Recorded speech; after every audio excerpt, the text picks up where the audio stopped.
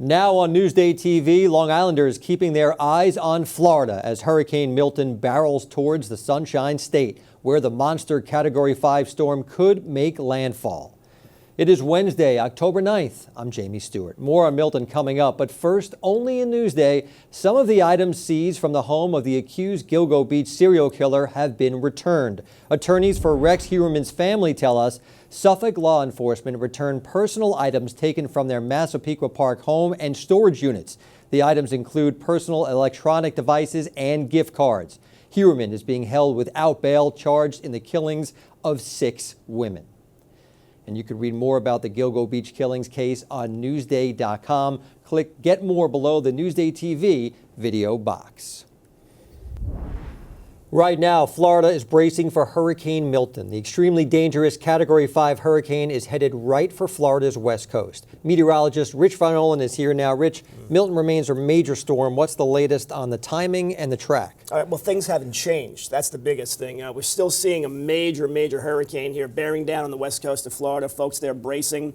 It's been going between a Category 4, Category 5 storm. That means top sustained winds, 165 miles per hour over that warm Gulf of Mexico. So it's going to hold that together and still make that beeline towards the Tampa-St. Pete area. We'll time it out for you, show you the track and all the information on Milton coming up.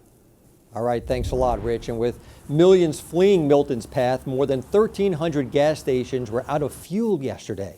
Orlando's airport will join the others in the area closing this morning, impacting thousands of flights, including 3 today at MacArthur Airport.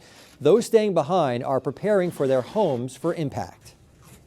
Cones, all this stuff you see, the impacts will be broader than that, particularly with respect to storm surge on the west coast of Florida. I know that there's a lot of folks who have evacuated, who are in those areas, and you absolutely could get whacked with really serious storm surge. Disney World, Disney Springs, and other Orlando theme parks are closing today ahead of the storm. Well, a lasting tribute to the victims of the Farmingdale bus crash. A ceremony was held yesterday dedicating 2 streets near Farmingdale High School to Beatrice Ferrari and Gina Pelletier. The pair of educators were killed last year when a charter bus carrying the Farmingdale High School marching band overturned in New Jersey. The impact that they left behind has shaped the lives of thousands. And it is for these reasons that we join here to commemorate the lives of our 2 angels. Talented women. The NTSB has not yet issued a final report on the cause of the crash. Well, growing concern over the Mega Millions price hike. Ticket prices are set to increase from $2 to $5 in April. Now, local shop owners say they tell us they're worried this will hurt their business. Small customer which play 1 or 2 games, I don't think they will play because it is almost 300% hike. The increase in costs will generate bigger prizes and increased odds. Well, tonight could be the night for the Mets after another big win in the NLDS. And he swings at the first pitch, launches it to right, back Castellanos, Pete Alonso, back at Citi Field, 1-0. The Amazons beat the Phillies 7-2 at Citi Field last night. They are now 1 win away from advancing to the NLCS. Game 4 starts at 5 p.m. in Queens. And the Yankees are back in action tonight on the road. They face the Kansas City Royals in Game 3 of the ALDS in Missouri. That series is tied at a game apiece. Well, checking out your Wednesday weather, a lot of us are focused on Hurricane Milton's track. Meteorologist Rich Van Olen is here now. Rich, what's the latest? All right, not much change in terms of the intensity and the track of this storm going across the west coast of Florida. National Hurricane Center still indicating this is a Cat 4, Cat 5 storm. Top winds have been about 160 to 170 miles per hour, still churning across the very warm Gulf of Mexico waters, which are still in the 80s. So that fuels these storms. In contrast, here across the island and the waters here, only 60 to 70. So we don't have that issue. But the folks in Florida on the West Coast have to be mindful that this storm was going to hold its intensity and perhaps make landfall as a Category 4, maybe a high-end Category 3, probably around midnight into the early morning hours on Thursday. So again, latest track from the Hurricane Center. You can see it's still making a beeline towards the north of Fort Myers, Tampa Bay, St. Petersburg areas. Just this is going to be the worst case scenario right through there, that area, Tampa Bay, which could really flood badly and have a massive storm surge, 10 to 15 feet still being forecast. If anything good, this comes across the peninsula and it gets out to the east pretty quickly. But even areas like Winter Haven, Kissimmee, St. Cloud, Orlando, Disney World could be subject to winds getting well over 100 miles per hour. Futurecast, again, this is pretty much the same as it was the last couple of days, showing the spiral, showing the eye of the storm, still making that beeline right towards Tampa Bay, right through the city and getting up towards Orlando, north and east towards Ocala, and eventually, quickly off the east coast here towards, mid to late Thursday morning. So the only good thing, it's not going to sit around for a long time, but the quick hitting impacts of a Category 3, Category 4 hurricane, it's going to do some major damage to the western coast here of Florida. So again, look at the wind field here. They'll start to see some tropical storm force winds. That's 39 to 74 miles per hour right throughout Wednesday afternoon, Wednesday evening, and then the orange and the red is the core, the eye wall coming in. That's well over 100, very destructive winds. The red, you're talking 120 to 130 in terms of miles per hour with the winds coming through Tampa Bay and even lingering perhaps across the central inland parts of the state before moving its way out to the east. So this is going to be really a bad hit for this area, central Florida, west coast. The biggest rainfall, we always talk about flooding, like Helene did up in the north. This will not be like that going in that direction, but a small area, maybe about 8 to 14 inches of rain. Ocala up towards the Jacksonville area. Look at the wave heights again. This is what causes that storm surge. We get the really big waves, 20 to 30, maybe up to 40 feet off the west coast, pushing all that water inland. And eventually it hops the coast, and then we can start to get some big waves on the southeastern areas of Carolinas. So we'll see some of that build too.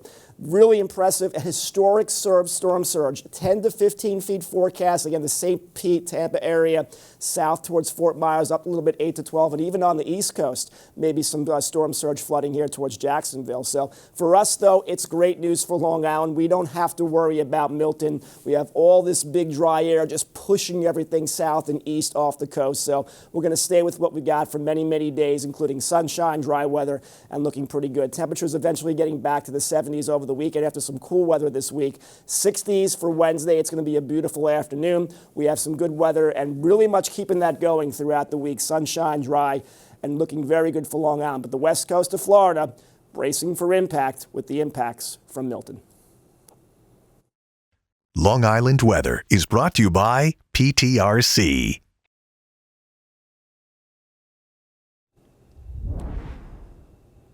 The bulls are on a tear. Soaring Wall Street profits are helping to boost the island's economy. A new report from State Comptroller Thomas DiNapoli says Wall Street profits soared nearly 80% in the first year of this year compared to last. That number is $23.2 billion. Newsday business reporter James T. Madore has the biggest takeaways from this report.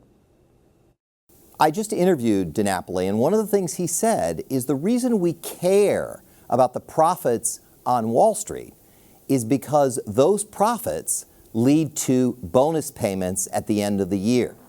And here on Long Island, there are 12,000 people who go into the city every day and work at these firms. So they earn those bonuses. They come home to Long Island and they spend money in shops and restaurants, on private school tuition, maybe on a second home. Many people who don't live on Long Island who earn these bonuses come out to Long Island for entertainment, for recreation. They maybe buy a house in the Hamptons. So the profits lead to bonus payments. Those bonus payments help our economy grow. And you can read more about this story on Newsday.com. Click Get More below the Newsday TV video box. Well, 7 bedrooms and a courtyard. This Latin American charmer could soon be yours. Ariel Dollinger has the story you'll see only in Newsday. This is a Colombian courtyard house. The 15,000 square foot home in West Hills reflects its owner's Latin American heritage by integrating the outdoor and indoor spaces. We have a central courtyard, and the whole house revolves around the courtyard. Angela Duque and Andres Patino moved from Colombia to the United States with their 4 children for the turn of the century. The family lived here for several years before taking on the renovation project that would transform the property into what it is today. A 7-bedroom, 11-bathroom retreat on 1 acre, now on the market for $5.25 million. One member of the design team was Colombian architect Juan Pablo Ortiz, who came up with the concept. On Google Earth, Ortiz saw that most houses in the neighborhood had large green swaths and smaller structures. He gave us a proposal and he said, why don't we do it backwards? We're gonna bring the outdoors indoors. All year round, we have this garden because the house, the double height, covers from the north wind. So we always have green, we always have this green inside the house. An indoor-outdoor bathroom attached to the primary bedroom is a continuation of this concept. Wow, this is very common in our country to have open bathrooms, to have gardens in the bathrooms. So when you think about it, how can you adapt those ideas to the New York weather? Until it's possible here. Yes. We're coming from cities that are in summer all year round. So when you come to New York and you live in New York and you have these winters and you start missing the green, you say, how can I integrate more green into our house? Among the home's playful elements are a bed swing I spent too much time on, a movie theater, a gym, a cafe setup, and hanging telephones. Oh, and a car filled with flowers in the middle of a party room. So you can play with it, so kids come and have fun and take pictures. For Newsday TV, I'm Ariel Dollinger. I've always wanted a car filled with flowers. You can read about more unique homes on Long Island on Newsday.com. Click Get More below the Newsday TV video box.